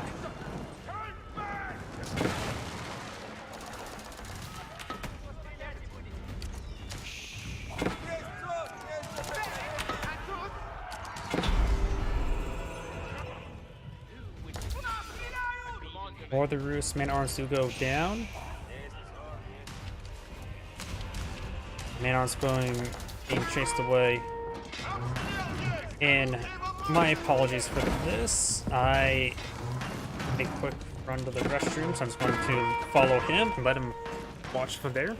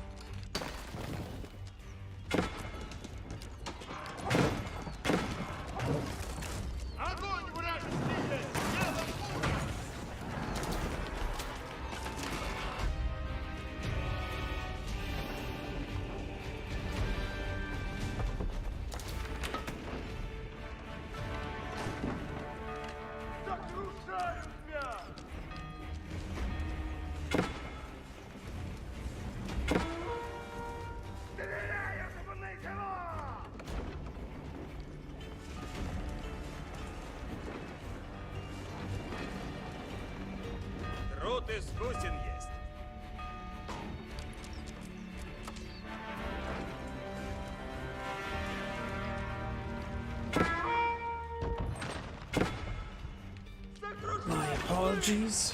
Let's see now. There's a horseman hitting that villager. Oh, did my game crash?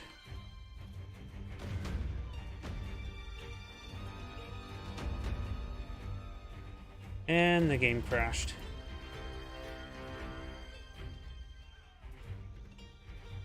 Great. I'm already too tired for this. I'm